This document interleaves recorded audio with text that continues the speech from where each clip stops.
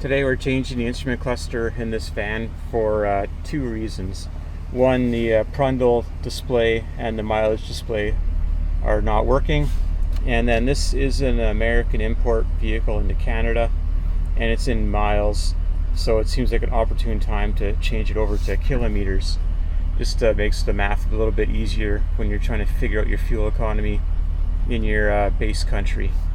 So what I've done is, we'll take a look. It's read the mileage off of this odometer. The mileage lives in the odometer. And yeah, what else can we see? This vehicle was imported into Canada the correct way. It did have daytime running lights installed into it briefly, which we promptly removed because they did not work very well. So it doesn't have that feature. But otherwise, it's a good van. So what we've got here is a replacement cluster, and this is using the OTEL. We're able to read the mileage on it, so it's 110,000 miles. This cluster, if you look at it, it's 175,000 kilometers, which is like the same mileage. It actually worked out really good. This was pulled from a 2007 Savanna 1500 a couple of years ago. So to find these parts, what you do is you go into carpart.com, you put in your VIN, you put in whatever you want, then you go search, and you say whether you want Canadian or US cluster. You're going to get photographs of hundreds of destroyed vans. And what you're going to need to do is, sometimes you'll see a picture where you can actually see the mileage in the picture, and sometimes they'll have it in the notes in here, and sometimes it's written on the dashboard. Like here, it's got the mileage written down. So we had to find one that was close. So I went through 6 pages of these destroyed vans, and eventually I found one in Quebec and contacted them. I think it was like $75 for the cluster and $25 to ship it. And they're organized, like they had that van stripped and on shelves, so they had it out the next day. So that worked out really well. And then go into Google and do some comparisons. So the van has 176,701 kilometers on it. So we're within 1,000 miles of being accurate. So you'll find vans that have 500,000 kilometers on them, some of them that have 20,000 kilometers on them. You just kind of got to go through and find the one that's going to fit for you. Otherwise, there's really no options for these dashes. They don't have a tack in the vans. The trucks, you can convert them to a tack. You can buy replacement dashes programmed from Dorman if you're in the US and you want a mile per hour cluster, but I wanted a kilometer cluster. Some people will change the servos for the dials. That's about the only maintenance you can do on these dashes. So to get the dash out, you're going to remove the knee panel on both sides. There's some 10mm bolts to do that. And once you get those out, you can pull the long piece of the dash out. You tilt the steering wheel down, put it in park, turn on the key, pull it down to like first gear. You kind of pull it off and come out like that to get over the blinker signal, and with a bit of fooling around you can get that off. To get the actual cluster out, there's some little bolts here. Let's see what size they are. 7mm. You'll take one out here. There's one up in there. Then there's 4 on the dash, and you can lift up this plastic piece. And then again, you'll pull the gear select all the way back and take the 4 screws out.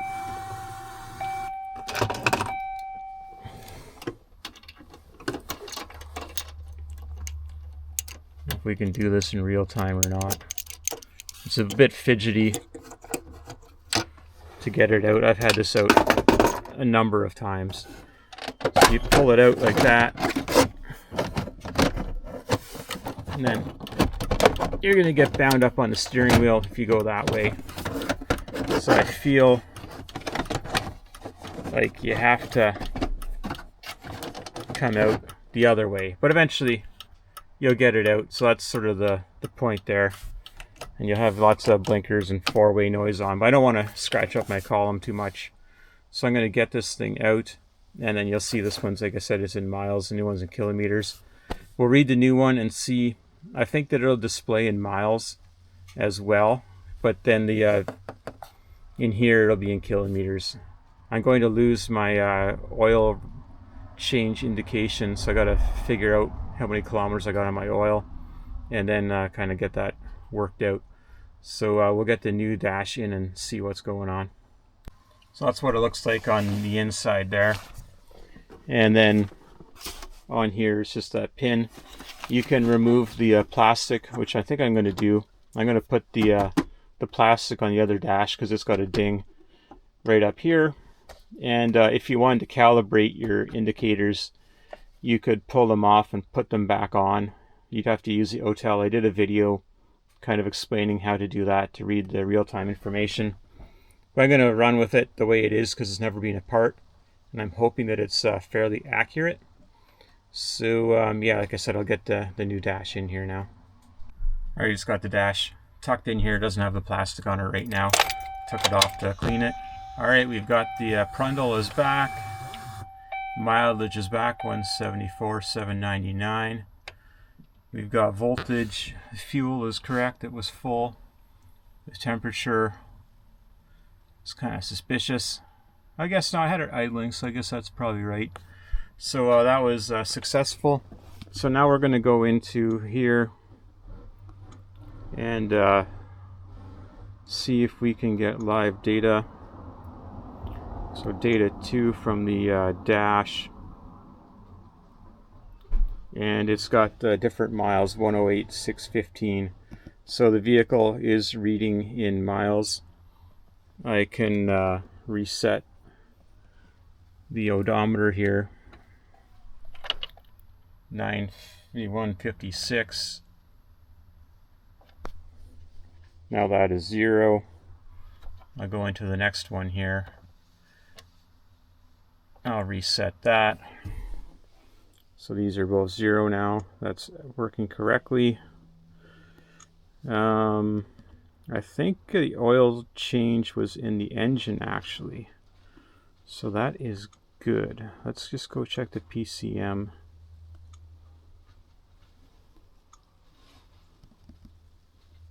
Yeah, live data, engine. You have to bear with me here.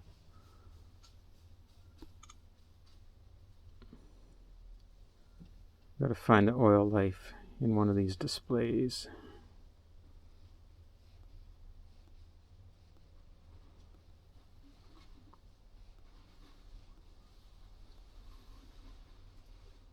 Not seeing it there.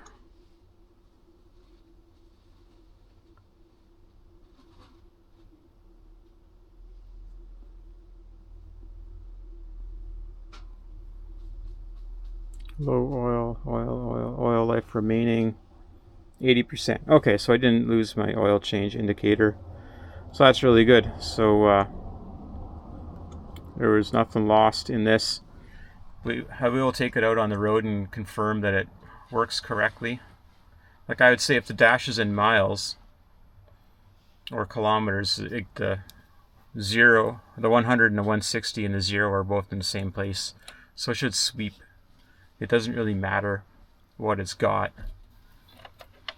as long as it's doing the math to show that correctly. That's the only thing that really matters. So yeah, I'll get this put back together completely, and then we'll go for a quick drive. Alright, we're cruising down the road here, doing about 60 kilometers indicated. In the GPS, you can see in the bottom left there, it's saying 60 as well. So it's scaling it correctly, even though that the data is all recorded in miles on the inside. It's showing it in kilometers, so I think that's been successful. That flickering is not in real life, that's just the screen updating.